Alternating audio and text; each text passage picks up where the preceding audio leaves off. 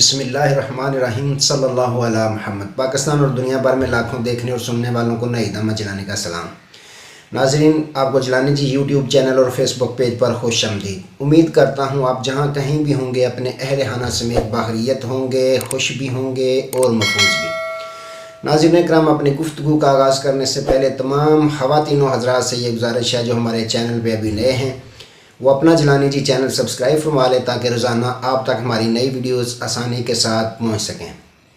بلا تاخیر اپنی گفتگو کا آغاز کرتا ہوں۔ ناظرین اکرام، جس طرح تمام پاکستانی بلکہ پوری دنیا کے معلوم ہے کہ جو پشاور میں پولیس لائنز کی مسجد میں دھماکہ خودکش ہوا، وہ ابھی اس غم میں پاکستانی قوم پوری مسلمان امت مسلمہ اس غم میں مبتلا تھی کہ ایک اور واردات ہو گئی۔ وہ میاں والی کے عیسیٰ خیل تھانہ میں دوبارہ دہشت گردوں نے حملہ کی کوشش کی، جو میری اطلاعات کے مطابق 15 سے 20 لوگوں کا گروہ تھا اور جدید اسلحہ سے لیس تھے وہ۔ تو انہوں نے دوبارہ 9:30 بجے رات کو تھانہ پر حملہ کرنے کی کوشش کی اور حملہ کیا، جس میں جو پاکستان کی پولیس تھی وہ پہلے ہی الرٹ تھی، چوکس تھی، کیونکہ ایک دن پہلے تو واقعہ ہوا تھا پولیس لائنز کی مسجد میں۔ تو انہوں نے بھرپور جواب دیا، دفاع کیا اپنا، یہاں تک کہ گھٹنے ٹیک کر دہشت گردوں کو پیچھے بھاگنا پڑا اور وہ بھاگنے میں کامیاب ہوئے۔ اور انہوں نے یہ باقاعدہ اپنی جو ان کی جماعت تھی اس نے یہ باقاعدہ تحریب کاری کی جو واردات تھی اس کی ذمہ داری قبول بھی کی، اور انہوں نے کہا کہ کافی ہم نے لوگوں کو وہاں مارا بھی ہے اور زخمی بھی کیا ہے، لیکن ابھی تک اطلاعات کے مطابق کوئی بھی جانی نقصان نہیں ہوا۔ تو ناظرین اکرام، بھی کیا چل رہا ہے ملک پاکستان میں؟ دہشت گردی ہو رہی ہے، لیکن ایک بات ضرور ہے کہ میں داد دیتا ہوں پولیس والوں کی بہادری پر، جنہوں نے بہادری کے ساتھ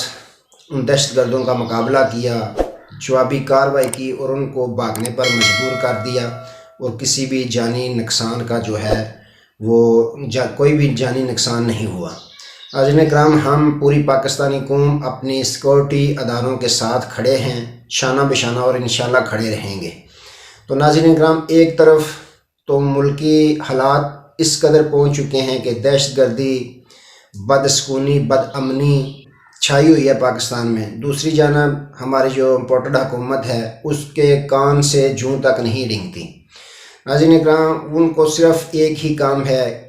کہ سابق وزیر اعظم عمران خان صاحب کو مائنس کرنا ہے،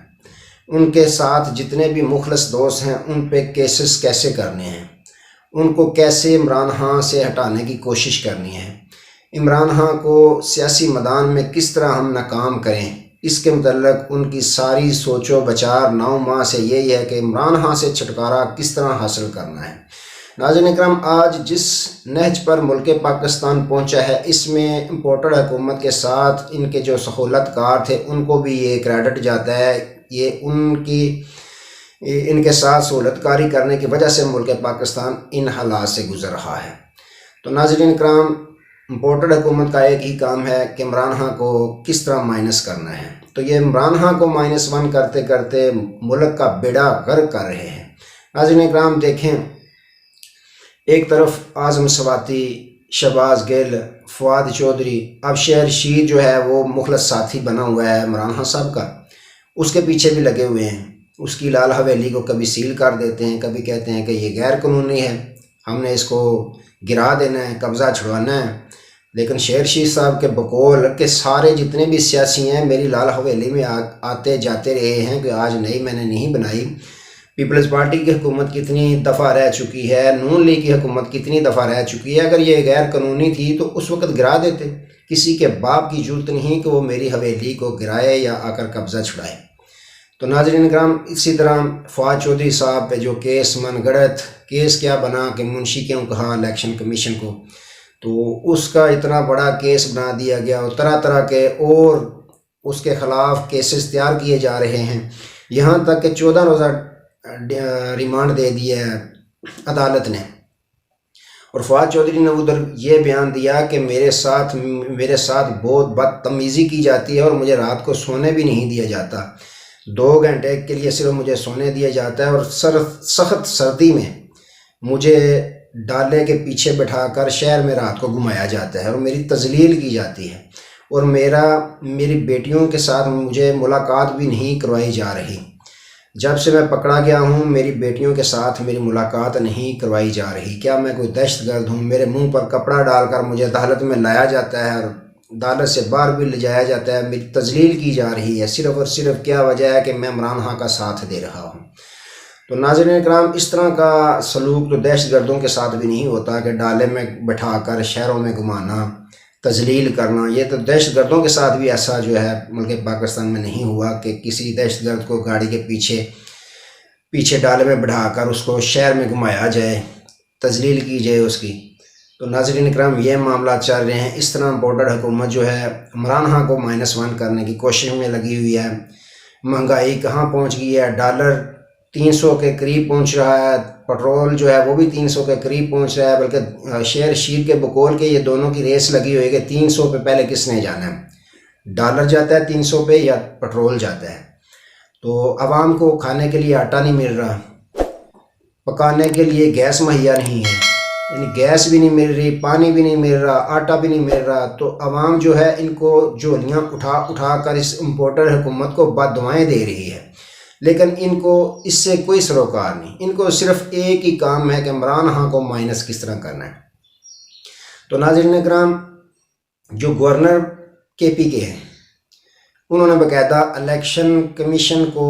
جو خط الیکشن کمیشن نے لکھا تھا الیکشن کی تاریخ کے متعلق، انہوں نے اس کا جواب دے دیا ہے۔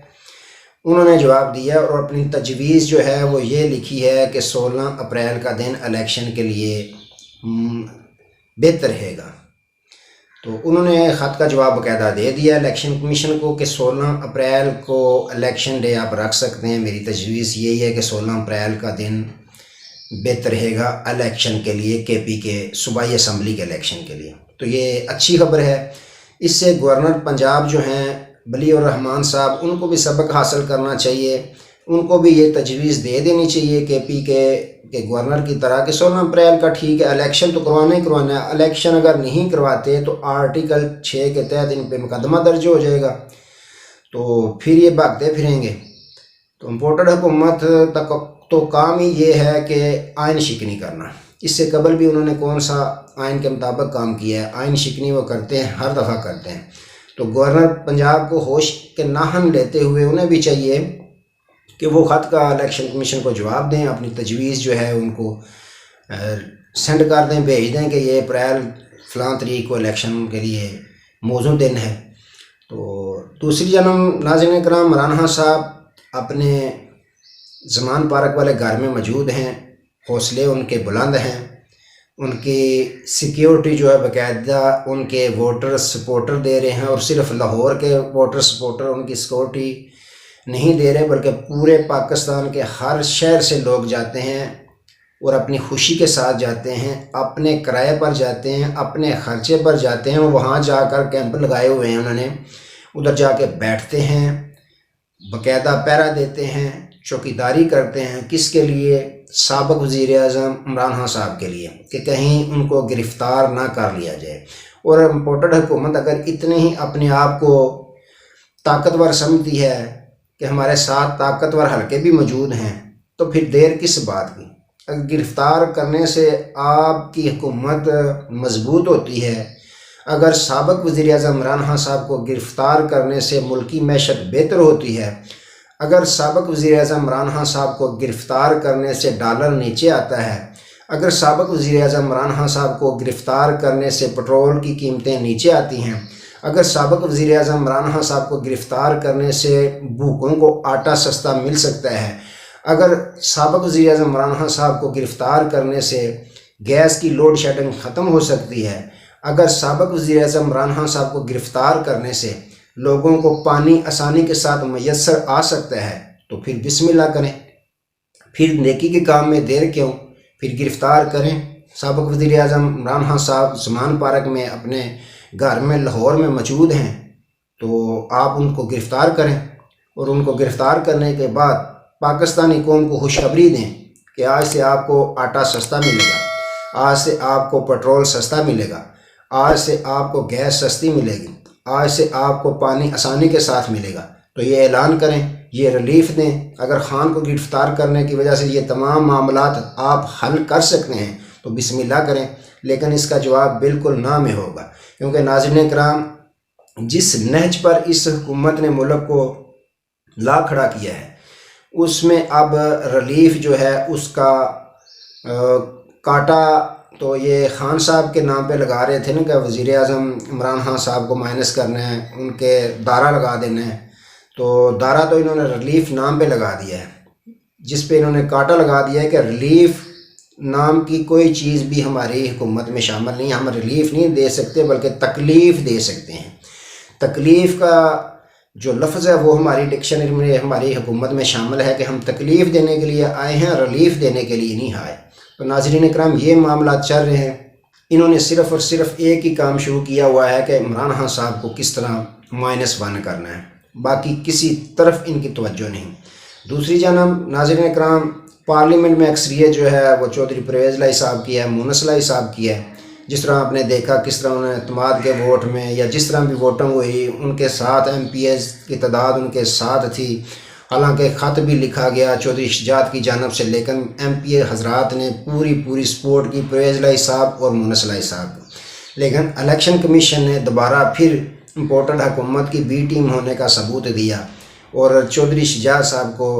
صدارتی عہدے پہ بحال رکھا کہ کاف لیگ کے صدر جو ہیں وہ چودھری شجاعت صاحب ہی ہیں۔